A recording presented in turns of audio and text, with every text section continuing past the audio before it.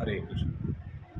श्रीमद् भगवद गीता जीवन मंत्र, जीवन विद्या का महानतम सदग्रंथ है। भगवान श्री कृष्ण की वाणी से प्रकट हुआ यह महाग्रंथ है, जिसके स्वाध्याय के द्वारा व्यक्तिगत जीवन में, सामाजिक जीवन में और वैश्विक जीवन में एक सुव्यवस्था का निर्माण किया जा सकता है, सुख शांति का संपादन किया जा सकता है। क्योंकि श्रीमद् भगवद गीता हमें जीवन के हर पहलू से परिचित कराती है। विशेष करके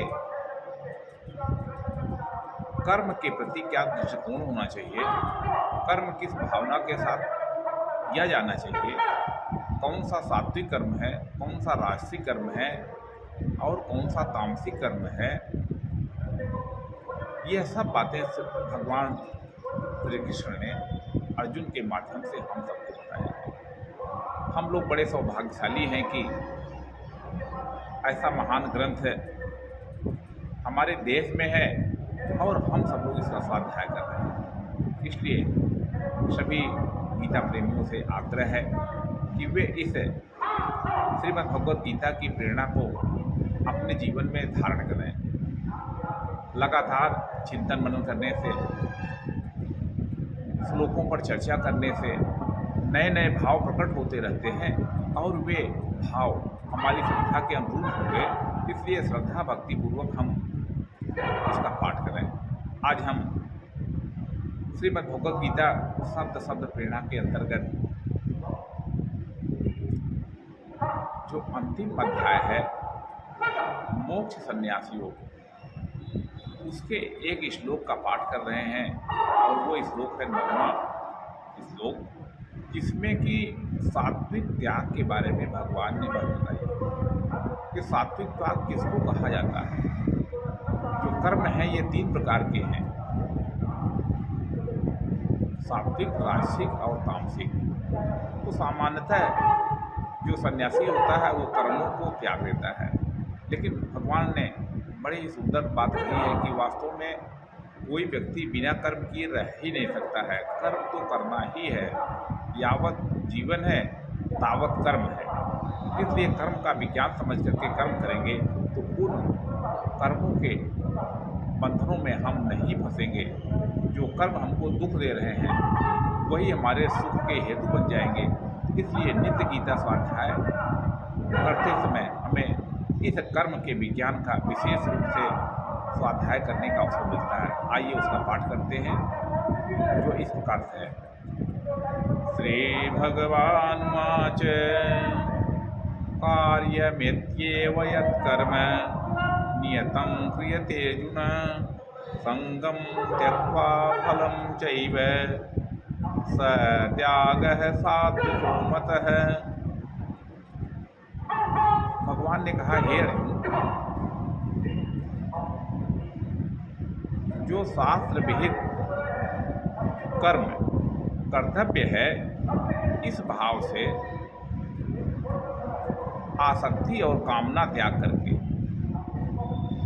और फल का त्याग करके करता है, किया जाता है, वह कर्म सात्विक कहा जाता है। तो सात्विक कर्म जो है वह शास्त्र विहित कर्तव्य कर्म है। यहाँ पर बड़ी अनूठी बात की जा रही है कि है तो ये सात्विक त्याग, लेकिन यहाँ पर कर्म को करने के लिए कहा जा रहा है, न कि कर्म को छोड़ने के लिए कहा जा रहा है। वास्तव में जो 2 और कर्म हैं, राजसिक और तामसिक, भगवान ने श्रीमद् भगवद गीता में ही बताया है कि शारीरिक पीड़ा से बचने के लिए जब कर्मों का त्याग किया जाता है तो ये राजसिक कर्म का त्याग है। और जब मोह बस कर्मों का त्याग किया जाता है तो वे कर्म तामसिक कहे जाते हैं। लेकिन यहाँ पर कहा जा रहा है कि जो आपके कर्तव्य हैं, जो शास्त्रों के द्वारा विहित कर्म हैं, जो निर्धारित कर्म है जिसे करना ही चाहिए, ऐसे कर्तव्य कर्मों को आप करिए। बस उसके साथ जो 2 शर्त लगी हुई है उन शर्तों को देखिए कि संगम त्यक्त्वा फलांच, कि आसक्ति और फल का त्याग करके जितने भी अपने जीवन के विहित कर्म हैं उनको करिए। मान लीजिए कोई व्यक्ति गृहस्थ है, अब उसे परिवार का संचालन करना है, तो अगर वह कर्मों को छोड़ दे गया तो इसे कर्मों का त्याग नहीं कहा जाएगा।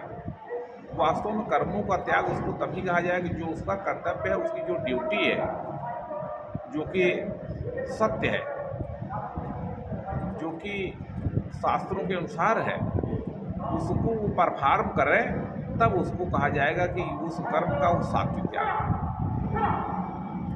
इसलिए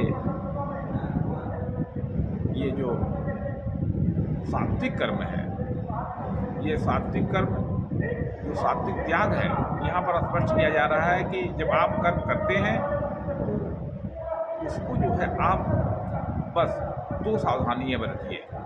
क्या पहली है? पहला है कि भाई संगम त्यक्त्वा, कर्म कीजिए लेकिन आसक्ति को त्याग कर कीजिए। कर्म कीजिए लेकिन फलेच्छा को त्याग करके कीजिए।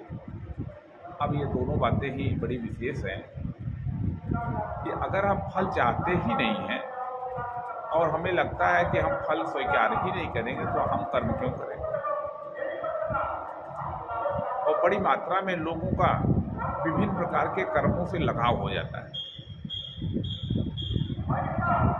वे उसी काम में लगे रहते हैं, आसक्ति हो जाती है, लगातार उसी कर्म में लगे रहने से आसक्ति हो जाती है और वे आसक्ति का त्याग नहीं कर पाते हैं।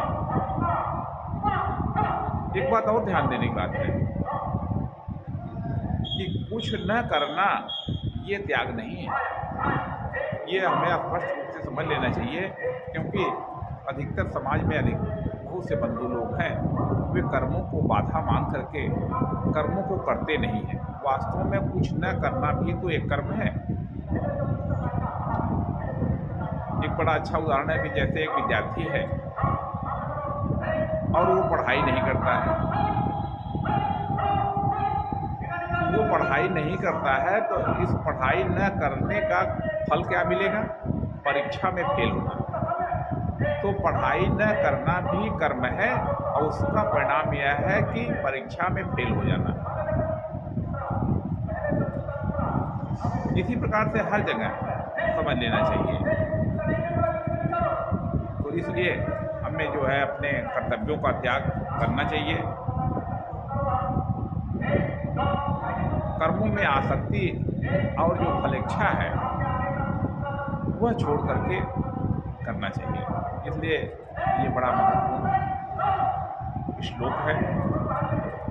हमें अपने बड़े लोगों के द्वारा, अपने देश के संविधान के द्वारा, अपने समाज की परंपराओं को पढ़ करके ध्यान में रख करके जो भी हमारे ड्यूटीज़ हैं, जो भी हमारे कर्तव्य हैं, चाहे वो हमारे शरीर को ठीक से संचालित करने के लिए कर्तव्य हैं या परिवार के भरण पोषण के लिए कर्तव्य हैं या समाज की रचना को बनाए रखने के लिए समाज सेवा के कर्तव्य हैं, उन कर्तव्यों को हमें पूरी मुस्तैदी के साथ करना चाहिए। बस केवल 2 बात करना चाहिए कि कर्मों को करते समय हमारे मन में कर्मों के प्रति आसक्ति न हो और हम उसका फल न चाहते हो। ये बड़ी महत्वपूर्ण शब्द है।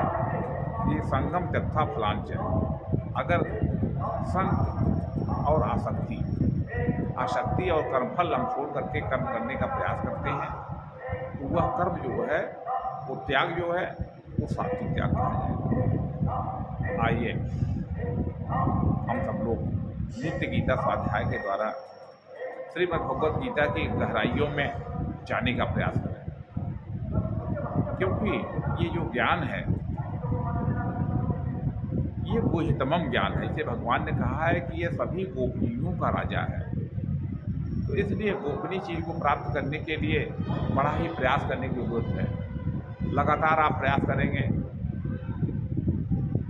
कहना यह है कि जिनको लगता है कि संस्कृत में श्लोक पढ़ने में कठिनाई हो रही है, वे गीता प्रेस की जो गीता अन्वय वाली गीता है, उस गीता का सहारा लें। जो श्लोक हैं, अनुष्टुप छंद में एक पंक्ति में 16 मात्राएं होती हैं, दूसरी पंक्ति में 16 मात्राएं होती हैं, और जब इनको पढ़ा जाता है तो 8-8 अक्षरों को एक साथ पढ़ा जाता है। बहुत आसान है, और हमें यह भी प्रयास करना चाहिए केवल हम पढ़ें नहीं, धीरे धीरे हम श्रीमद् भगवद गीता का गायन करें। गीता यानी भगवान का गीत। तो इस प्रकार से जब हम गायन करेंगे तो ये हमारे मन को और ज़्यादा सुकून प्रदान करने वाला होगा, एक शांति आएगी। इसलिए श्रीमद् भगवद गीता के स्वाध्याय के इस जन आंदोलन को हम सब लोग केवल स्वाध्याय के द्वारा ही बढ़ा सकते हैं, और अपने मन को समझने के लिए, अपने मन में परम शांति का अनुभव करने के लिए एक तरीके से ये बहुत बड़ा महायज्ञ है। इस यज्ञ में स्वाध्याय